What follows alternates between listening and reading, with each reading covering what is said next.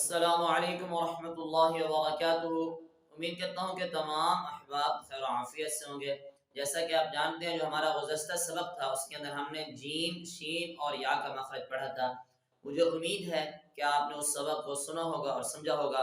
اگر آپ میں سے کسی نے وہ سبق نہیں دیکھا، اس کا لنک جو آپ کو ڈسکرپشن میں مل جائے گا، آپ جا کر وہاں سے دیکھ سکتے ہیں۔ تو آج کا جو ہمارا سبق ہے، اس کے اندر ہم انشاءاللہ ضاد کا مخرج پڑھیں گے، یعنی کہ حروف حافیہ۔ تو چلتے ہیں سبق کی طرف۔ اعوذ باللہ من الشیطان الرجیم، بسم اللہ الرحمن الرحیم۔ پچھلے سبق کے اندر میں نے بتایا تھا کہ زبان کے مختلف حصے ہوتے ہیں اور ان مختلف حصوں سے مختلف حرف ادا ہوتے ہیں۔ بالکل اسی طرح ضاد کا جو مخرج ہے اس کا تعلق بھی زبان کے ساتھ ہے۔ سب سے پہلے ضاد کو حروف حافیہ کیوں کہتے ہیں؟ ضاد کو حروف حافیہ اس لیے کہتے ہیں کیونکہ یہ حافہ لسان سے ادا ہوتا ہے۔ اور حافہ لسان کس کو کہتے ہیں؟ حافہ لسان کہتے ہیں زبان کی کروٹ کو، جو ہماری زبان کا کنارہ ہوتا ہے، یہ والا کنارہ، اس کروٹ، اس کنارے کو حافہ لسان کہتے ہیں۔ ضاد کا مخرج کیا ہے؟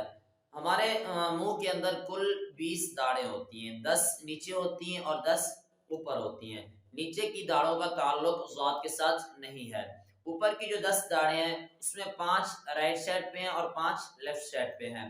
اب زبان کی جو کروٹ ہے، یعنی زبان کا جو کنارہ ہے، یہ جب اوپر کی 5 داڑوں کی جڑوں سے لگتا ہے، اس وقت ضاد ادا ہوتا ہے۔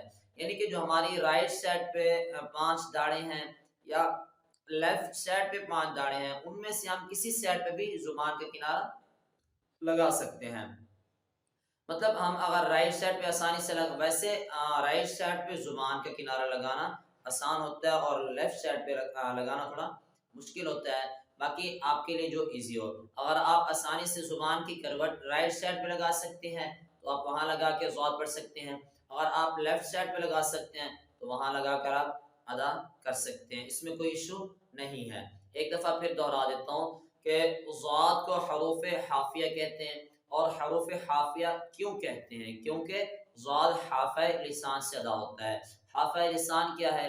حافہ لسان کہتے ہیں زبان کے کنارہ کو، یعنی زبان کی کروٹ کو، یعنی زبان کا جو کنارہ ہے، جو زبان کی کروٹ ہے، یہ سیٹ، یہ جو زبان کی کروٹ ہے، یہ جب اوپر کی 5 داڑوں کی جڑوں سے لگتی ہے اس وقت ضاد ادا ہوتا ہے۔ اب یہاں پر کافی حضرات کنفیوز ہوتے ہیں کہ ہم اس کو ضاد پڑھیں یا ہم اس کو ضاد پڑھیں۔ دیکھیں اس کے ضاد اور ضاد کے اوپر کافی اختلافات ہوئے ہیں اور کافی مفتیان کرام کی اور بڑے قرآن حضرات کے آپس میں بحث ہوئی اور اس پر کتابیں لکھی گئی کہ کچھ کہتے ہیں کہ ضاد پڑھیں اور کچھ کہتے ہیں ضاد پڑھیں۔ اس کے اوپر کسی کے ساتھ بحث کرنا نہیں بنتا۔ اگر کوئی ضاد پڑھتا ہے اور ضاد پڑھنے والا اس کو یہ نہ کہے کہ بھی آپ ضاد کیوں پڑھتے ہیں، آپ ضاد پڑھا کریں۔ اگر کوئی ضاد پڑھتا ہے تو ضاد پڑھنے والا اسے یہ نہ کہے کہ آپ ضاد کیوں پڑھتے ہیں، وہ ضاد پڑھا کریں۔ جس کو جو بہتر لگتا ہے وہ پڑھے۔ لیکن اتنا بتا دوں کہ ضاد جو ہے یہ ضا کی مشابہ ہے، یعنی کہ ایک ضاد ہوتا ہے، دوسرا ضا ہوتا ہے۔ آواز کے اعتبار سے یہ ملتے جلتے حرف ہیں۔ اگر ہم ضاد کی جگہ ضا پڑھ لیں تو اس میں کوئی ایشو نہیں ہے، یعنی کہ اس میں کوئی فرق نہیں ہوتا۔ اگر ہم ضا کی جگہ ضاد پڑھ لیں تو بھی کوئی ایشو نہیں ہے۔ اگر ہم ضاد کی جگہ دال پڑھتے ہیں تو اس سے معنی چینج ہو جاتے ہیں، جس سے نماز نہیں ہوتی۔ ہمیں جو ہمارے اساتذہ نے پڑھایا ہے یا جو ہمیں بڑوں نے بتایا ہے وہ یہی ہے کہ اس کو ضاد ہی پڑھنا چاہیے۔ تو ملتے ہیں انشاءاللہ اگلے سبق کے اندر، آپ اس کو سماعت فرمائیں۔ دعاؤں کی درخواست۔ السلام علیکم ورحمۃ اللہ وبرکاتہ۔